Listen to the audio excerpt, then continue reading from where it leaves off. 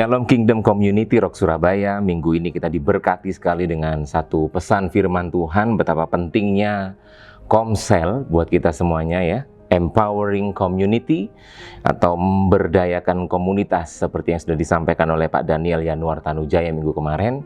Dan satu pertanyaan yang membuka untuk materi Komsel kita malam hari ini atau hari ini adalah apa perbedaan, Bapak Ibu bisa sharingkan satu dengan yang lain nanti, apa perbedaan atau kekurangan dan kelebihan dari orang yang melakukan perjalanan jauh itu sendirian atau dengan orang yang melakukan perjalanan jauhnya rame-rame. Sharingkan satu dengan yang lain, kira-kira kekurangan kelebihannya apa kalau orang melakukan perjalanan jauh sendirian atau melakukan perjalanan jauhnya secara rame-rame, itu bedanya apa, kekurangan dan kelebihannya. Nah, satu ayat yang membuka Bapak Ibu, kita akan belajar dari 1 Korintus 12 ayat yang ke-12 dan 13. Firman Tuhan berkata, karena sama seperti tubuh itu satu dan anggota-anggotanya banyak, dan segala anggotanya itu sekalipun banyak merupakan satu tubuh, demikian pula Kristus. Sebab dalam satu roh kita semua, baik orang Yahudi maupun orang Yunani, baik budak maupun orang merdeka, telah dibaptis menjadi satu tubuh dan kita semua diberi minum dari satu roh. Ini pesan yang disampaikan. Dan Bapak Ibu, kalau kita sedikit merenungkan, melakukan perjalanan jauh itu kalau sendirian mungkin bisa lebih cepat ya, karena nggak perlu koordinasi, nggak perlu ngatur orang, bisa cepat serut gitu aja ya. Tapi kalau kita berjalannya secara rame-rame, kita akan berjalan lebih jauh ya. Kalau saudara ingin berjalan lebih cepat, berjalanlah sendirian. Tapi kalau saudara berjalan lebih jauh, bertahan lebih jauh, berjalanlah rame-rame ya. Itu sebuah pemahaman yang kita bisa dapatkan bahwa memang penting kalau kita mau melakukan perjalanan yang jauh, karena kalau rame-rame itu kita bisa saling menguatkan. Pas capek kita bisa kasih encourage kepada yang capek, kita bisa kuatkan lagi, jadi bisa melakukan perjalanan lebih jauh. Makanya kalau naik gunung itu lebih enak kalau kita lakukan secara rame-rame. Kalau capek, ada yang kasih kekuatan, ada yang kasih semangat, jadinya terbakar lagi untuk mau sampai puncak dan sebagainya. Jadi melakukan perjalanan jauh di sini pentingnya ada sebuah komunitas juga dalam sebuah perjalanan kehidupan kita. Kalau kita punya komunitas yang benar, saya percaya perjalanan kehidupan kita akan lalui dengan sangat baik, bahkan kita akan terus bertumbuh di dalamnya karena kita punya komunitas yang benar. Nah, kita belajar tentang betapa pentingnya kehidupan yang berada di dalam komunitas. Yang pertama yang kita pelajari adalah bahwa Yesus pun tidak sendirian dalam menjalani kehidupannya. Yesus tidak sendirian, dia memilih 12 muridnya untuk bersama-sama dengan dia. Bahkan saat dia sedang melewati waktu-waktu dalam kelemahannya di Taman Getsemani, ya, dia melewatinya bersama dengan murid-murid terdekatnya. Demikian juga kita, seharusnya setiap kita menjalani kehidupan kita pun bersama dengan komunitas yang tepat bagi kita. Sehingga dalam kelemahan kita punya orang-orang yang menguatkan kita. Dalam capek, dalam letih, dalam tertekan, dalam suntuk, apapun yang kita alami, kita punya orang-orang yang selalu kasih kata-kata yang bagus, kasih kata-kata yang menguatkan, kasih kata-kata yang menginspirasi, karena kita berada di komunitas yang tepat. Yesus pun ada di tengah-tengah komunitas, bahkan dia membangun komunitasnya bersama 12 orang muridnya. Ya, walaupun di tengah komunitas yang ada Yudas, tapi itu komunitas yang Yesus juga bangun untuk menjalani kehidupan Yesus. Nah, demikian juga kita dalam Komsel, mari kita saling bangun. Nggak perlu nyari di Komselku Yudasnya siapa, nggak perlu dicari ya, nggak perlu dicari. Yang penting kita bangun komunitas kita. Saya kalau ada di komunitas, mari kita selalu berpikir gini, ketika saya di komunitas, saya mau berfungsi, saya mau melakukan peran saya di komunitas supaya komunitas di tempat saya berada itu pun menjadi komunitas yang benar buat saya dan buat semua anggota komunitas yang lain, sehingga kita saling bangun, saling menasehati, saling menguatkan satu dengan yang lain. Nah, yang kedua, karena kehidupan ibadah saja nggak cukup.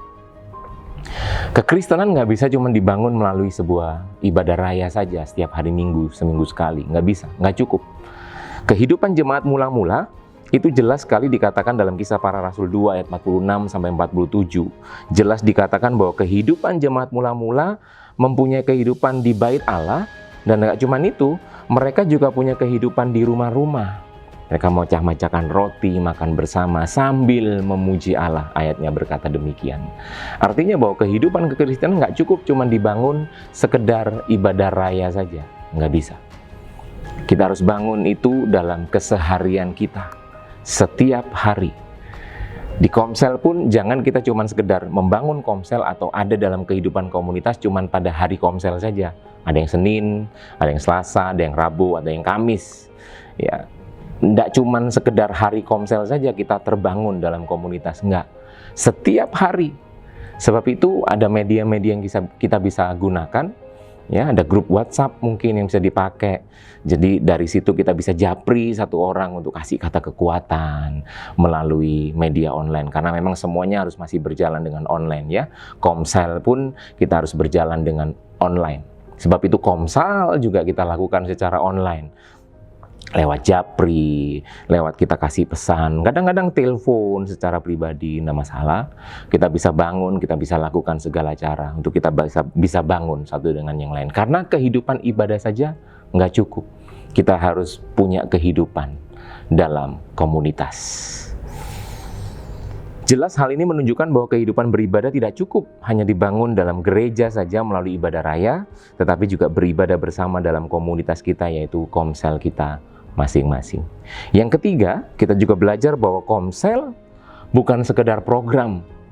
Amsal 18 ayat 1 mendukung itu, dan salah satu quote yang disampaikan oleh Dr. Henry Cloud mengatakan bahwa a person who have ability to love and connect with others lays the foundation for both physiological and physical health. Ya, jadi artinya bahwa seseorang yang memiliki kemampuan untuk mencintai dan terhubung dengan orang lain meletakkan dasar bagi kesehatan psikologis dan fisiknya. Jadi penting sekali karena memang manusia diciptakan nggak bisa hidup sendiri. Secara psikologis dan secara fisik, manusia akan sehat itu ketika dia mempunyai komunitas, hidup bersama-sama dalam komunitas. Jadi Komsel bukan hanya program, tapi sebuah kehidupan yang harus dimiliki oleh setiap kita. Bukan program. Jadi kalau kita berpikir, wah saya ikut Komsel itu berarti ikut program gereja, bukan. Kalau kita ikut Komsel, itu memang sebuah kebutuhan kita sebagai manusia bahwa saya harus tertanam di Komsel. Sebab itu, bagi Bapak Ibu Saudara yang belum tergabung ya, melihat tayangan ini dan belum tergabung dalam Komsel, hubungi hotline kita di nomor 0821 4222 0220. Bapak Ibu bisa WhatsApp di sana untuk bisa bertanya tentang Komsel terdekat di rumah saya di mana, bisa tanya di situ. Ada nomor hotline yang Bapak Ibu bisa hubungi. Nah, pertanyaannya sekarang adalah bagaimana kita memberdayakan komunitas, bagaimana kita bisa membangun komunitas yang benar sehingga kita mempunyai kehidupan yang terus dibangun melalui komunitas kita. Ada 3 hal juga yang kita akan pelajari di sini. Bahwa yang pertama, komunitas itu harus punya kesatuan dan harmonis. Ya. Kejadian 11 ayat 6 itu jelas dikatakan bahwa ini ceritanya tentang Menara Babel. Ketika Menara Babel dibangun dan Tuhan melihat bagaimana manusia itu membangun menara yang terus semakin tinggi. Ada satu statement yang dikatakan oleh Tuhan sendiri bahwa ketika manusia bersatu dan harmonis, maka segala yang direncanakan manusia tidak akan ada yang tidak terlaksana. Wow, luar biasa ya. Itu menunjukkan dampak yang luar biasa, sedemikian besar dampak dari kesatuan dan keharmonisan manusia. Ketika mereka bisa bersatu dan harmonis. Dan dampak yang lain adalah adanya corporate anointing atau urapan secara bersama-sama dalam kehidupan yang rukun bersama, itu di Mazmur 133. Ada lagunya, kita bisa nyanyikan juga ya.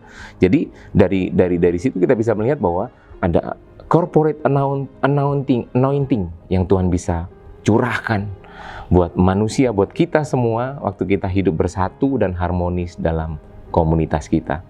Yang kedua, ada saling kebergantungan. Nah, di sini kuat sekali disampaikan pesan Komsal. Pentingnya kita punya kehidupan komsal di dalam komsel kita.